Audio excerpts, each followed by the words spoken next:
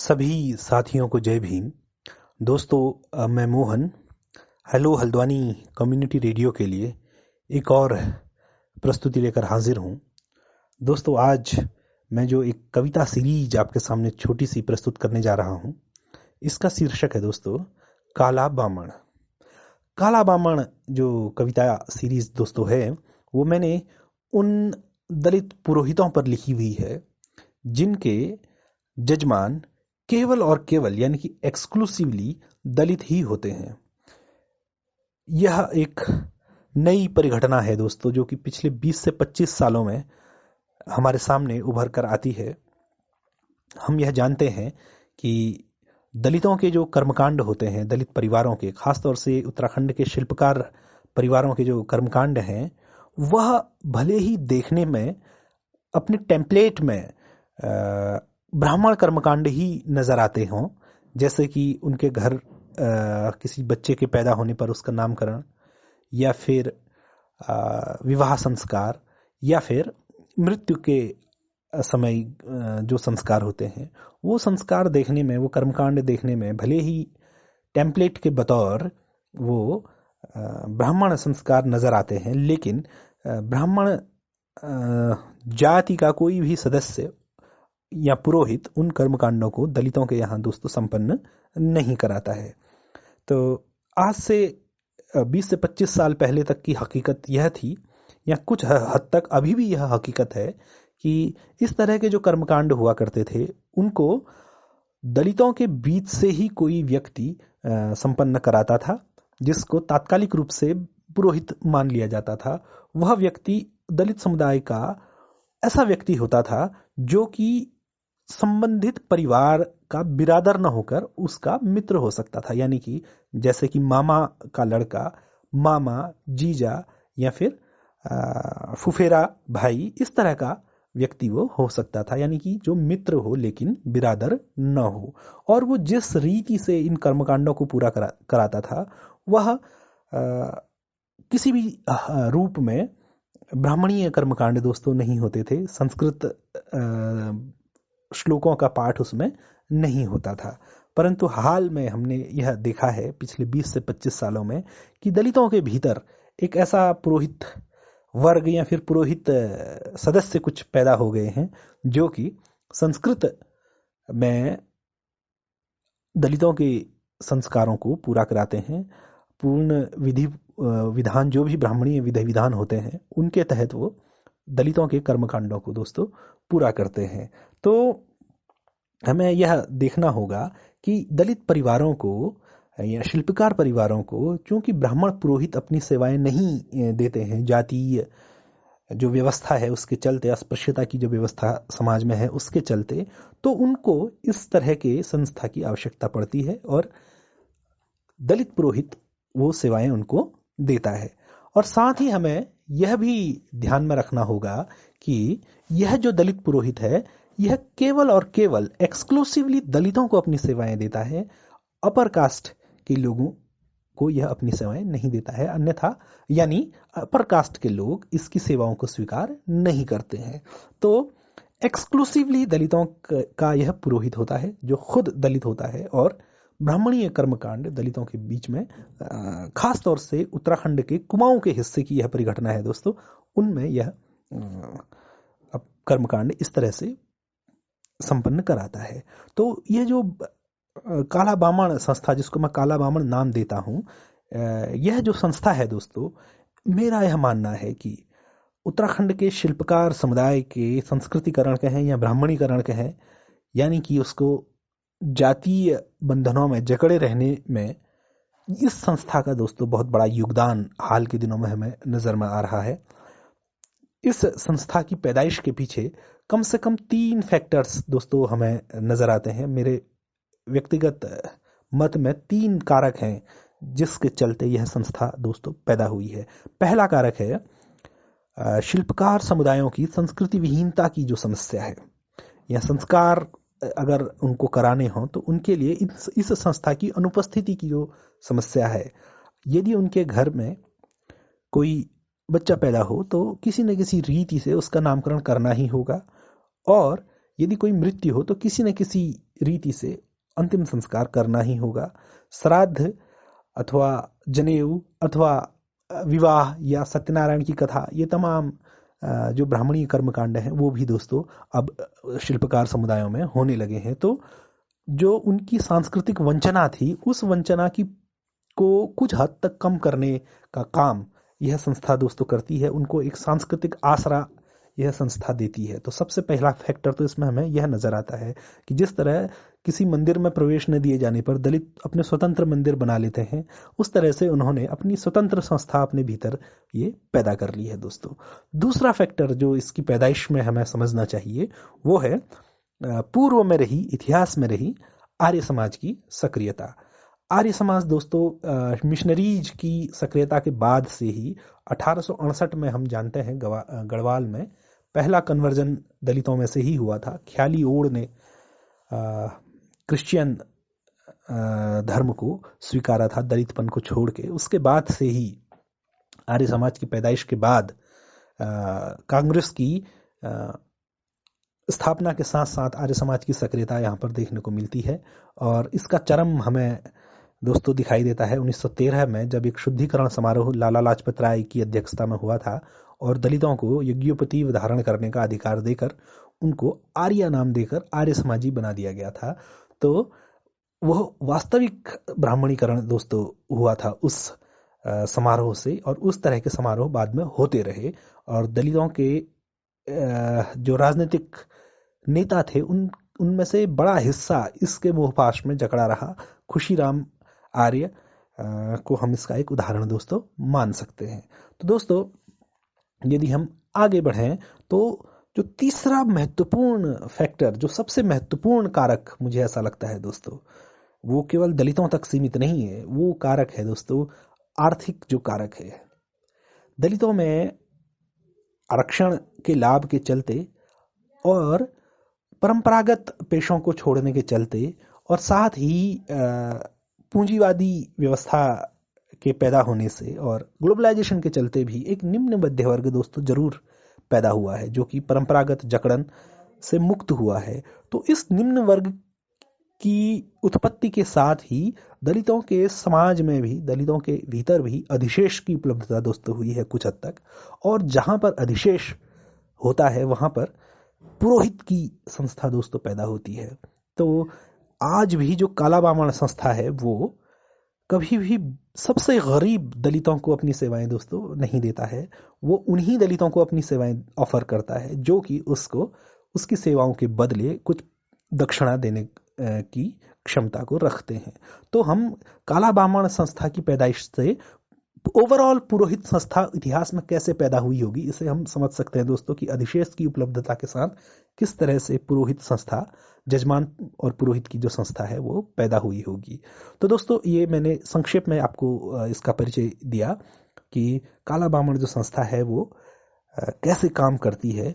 मैं एक बार फिर आपको याद दिलाऊं कि काला बामण जो मैं टर्म दे रहा हूं वो उन दलित पुरोहितों को दे रहा हूं जिनके जजमान एक्सक्लूसिवली केवल और केवल दलित होते हैं। उत्तराखंड के खास तौर से कुमाऊं क्षेत्र की यह परिघटना है दोस्तों। और काला बामण नाम देने के पीछे एक मंशा मेरी यह भी है कि हिमालयी समाज में जाति व्यवस्था में जो रेशियल एलिमेंट्स हैं उनकी ओर इशारा किया जाए, उनको इंगित करने का प्रयास दोस्तों किया जाए।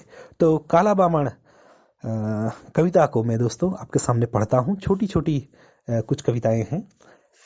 पहली दोस्तों है कि शिल्पकार जजमान खुश है बहुत, शिल्पकार जजमान खुश है बहुत, घर पर आज हो रही है सत्यनारायण की कथा। शिल्पकार जजमान खुश है बहुत, घर पर आज हो रही है सत्यनारायण की कथा।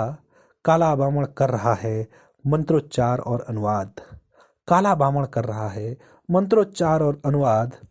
दोनों करते हैं कहानी का मर्म समझने की कोशिश, दोनों करते हैं कहानी का मर्म समझने की कोशिश, कहानी में अपनी सही जगह तय करने की कोशिश।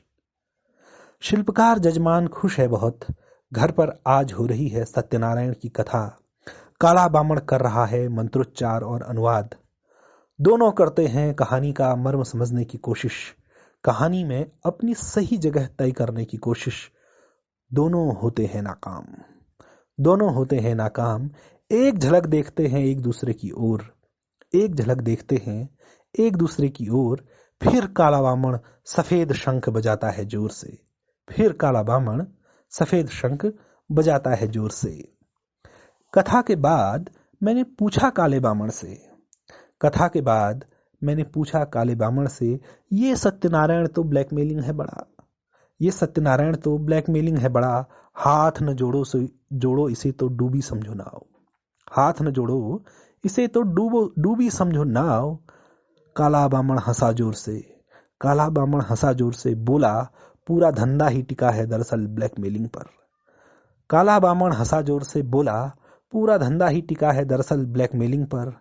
उसने इतनी सहजता से ये कहा, उसने इतनी सहजता से ये कहा कि यकीन हुआ मुझे, कि यकीन हुआ मुझे, काले बामण का नहीं है वर्चस्व कोई, काले बामण का नहीं है वर्चस्व कोई, जिसके टूट जाने का उसको भय सताता हो, जिसके टूट जाने का उसको भय सताता हो। यूं तो काला बामण बड़ा अकिंचन दिखता है, यूं तो काला बामण बड़ा अकिंचन दिखता है, दुर्बल सा लगता है, छवि है कृष्णकाय। यूं तो काला बामण बड़ा अकिंचन दिखता है, दुर्बल सा लगता है, छवि है कृष्णकाय, लेकिन उसका दिखना ऐसा या ऐसा होना, लेकिन उसका दिखना ऐसा या ऐसा होना इतनी आसान बात नहीं, इतनी आसान बात नहीं। असल में काला बामण है बहुत ही ताकतवर, असल में काला बामण है बहुत ही ताकतवर। उसने अकेले रोके रखा है करोड़ों के समाज को हाशिए के पार, उसने अकेले रोके रखा है करोड़ों के समाज को हाशिए के पार। अगली कविता है दोस्तों, अरे यह तो गजब हो गया लोकतंत्र के दौर में, अरे यह तो गजब हो गया लोकतंत्र के दौर में, ओढ़ ल्वार बारूड़ी बनने लगा है बामण, ओढ़ ल्वार बारूड़ी बनने लगा है बामण, खास किस्म का बामण काला बामण। अरे यह तो गजब हो गया लोकतंत्र के दौर में, ओढ़ लार बारूड़ी बनने लगा है बामण, खास किस्म का बामण काला बामण, खास किस्म का बामण काला बामण। अरे तो क्या जातियां हो जाएंगी खत्म, अरे तो क्या जातियां हो जाएंगी खत्म, गर्म बहता उबलता लावा जब दुनिया की सबसे ठंडी चीज से टकराता है, गर्म उबलता बहता लावा जब दुनिया की सबसे ठंडी चीज से टकराता है तो खुद भी हो जाता है ठंडा, तो खुद भी हो जाता है ठंडा। फिर वह कुछ नहीं जलाता, फिर वह कुछ नहीं जलाता, न टूटता है न तोड़ता है, बस बेडौल सा पड़ा रहता है, न टूटता है न तोड़ता है, बस बेडौल सा पड़ा रहता है। हो जाता है इतना सख्त, हो जाता है इतना सख्त कि ल्वार का आफर पिघला नहीं सकता उसे, हो जाता है इतना सख्त कि ल्वार का आफर पिघला नहीं सकता उसे। शिल्पकार नहीं बना सकता उसमें कोई मूरत, शिल्पकार नहीं बना सकता उसमें कोई मूरत। जनेऊ के दायरे में खदबदाने वाले लावे के लिए, जनेऊ के दायरे में खदबदाने वाले लावे के लिए गाय का पेशाब ही सबसे ठंडी चीज होता है, जनेऊ के दायरे में खदबदाने वाले लावे के लिए गाय का पेशाब ही सबसे ठंडी चीज होता है। काला बामण संस्कृत पढ़ता है बहुत सलीके से, काला बामण संस्कृत पढ़ता है बहुत सलीके से, यज्ञ वेदी तैयार करता है बहुत ही कुशलता के साथ, यज्ञ वेदी तैयार करता है बहुत ही कुशलता के साथ। पिंड ऐसा बनाए कि गोरा बामण शर्मा जाए, पिंड ऐसा बनाए कि गोरा बामण शर्मा जाए। नामकरण विवाह जनेऊ सब में है वो पारंगत, नामकरण विवाह जनेऊ सब में है वो पारंगत। जल्द ही वो पंचांग बाँचेगा और गढ़ेगा ज्योतिष भी, जल्द ही वह पंचांग बाँचेगा और पढ़ेगा ज्योतिष भी। लेकिन वह कुछ भी कर ले, लेकिन वह कुछ भी कर ले, पा नहीं सकता जन्मजात ब्राह्मणत्व, लेकिन वह कुछ भी कर ले, पा नहीं सकता जन्मजात ब्राह्मणत्व। पजगब को जब भी मूत्र से अमृत में बदलना होता है, काला बामण उसे ले जाता है गोरे बामण के पास। पजगब को जब भी मूत्र से अमृत में बदलना होता है, काला बामण उसे ले जाता है गोरे बामण के पास। राम नामी ओढ़े रहता है, करता है शिखा धारण, राम नामी ओढ़े रहता है, करता है शिखा धारण, साफ सुथरा रोज नहाता, मुख पर भी है तेज। राम नामी ओढ़े रहता है, करता है शिखा धारण, साफ सुथरा रोज नहाता, मुख पर भी है तेज। काला बामण दशहरा द्वार पत्र चिपकाता है ओढ़ के घर पर। राम नामी ओढ़े रहता है, करता है शिखा धारण, साफ सुथरा रोज नहाता, मुख पर भी है तेज। काला बामण दशहरा द्वार पत्र चिपकाता है ओढ़ के घर पर। ओढ़ हाथ तो जोड़ता है पर उसमें लोच नहीं है। ओढ़ हाथ तो जोड़ता है पर उसमें लोच नहीं है। काला बामण सबकी कुशल क्षेम पूछता गुजरता है कस्बे से। काला बामण सबकी कुशल क्षेम पूछता गुजरता है कस्बे से। कोई उसे गुरजू या पणजू नहीं कहता, कोई उसे गुरजू या पणजू नहीं कहता। लोग उसे हरदा या किड़दा ही कहते हैं, लोग उसे हरदा या किड़दा ही कहते हैं। गोरे बामण को देखते ही वो बदल लेता है रास्ता, गोरे बामण को देखते ही वो बदल लेता है रास्ता। मेहतर के सामने वो कुछ गोरा सा हो जाता है। गोरे बामण को देखते ही वो बदल लेता है रास्ता और मेहतर के सामने वो कुछ गोरा सा हो जाता है। मेहतर के सामने वो कुछ गोरा सा हो जाता है। आखिरी कविता है दोस्तों। काले बामण और चैत की ऋतु गाने वाली हुड़किया औरत में क्या कोई अंतर होता है? काले बामण और चैत की ऋतु गाने वाली हुड़किया औरत में क्या कोई अंतर होता है? हाँ अंतर तो है, हाँ अंतर तो है, स्त्री और पुरुष का पहला शाश्वत अंतर।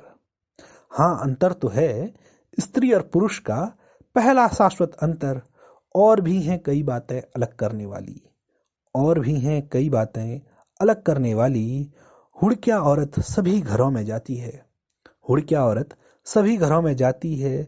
और काला बामण जाता है केवल शिल्पकार के घर पर, और काला बामण जाता है केवल शिल्पकार के घर पर। हुड़किया औरत बैठती है दहलीज के बाहर, हुड़किया औरत बैठती है दहलीज के बाहर। काला बामण घर के भीतर घुसता है, आसन सजाता है। काला बामण घर के भीतर घुसता है, आसन सजाता है। हुड़किया औरत पाती है मड़वा, भांग के बीज और बीड़ी का बंडल। हुड़किया औरत पाती है मड़वा, भांग के बीज और बीड़ी का बंडल। और काला बामण पाता है आदर, सम्मान और दक्षिणा। और काला बामण पाता है आदर, सम्मान और दक्षिणा। इतना अंतर होते हुए भी इन दोनों में एक रिश्ता है, इतना अंतर होते हुए भी इन दोनों में एक रिश्ता है। ये दोनों माँ बेटे हैं, एक ही घर में रहते हैं। ये दोनों माँ बेटे हैं, एक ही घर में रहते हैं। जय भीम साथियों।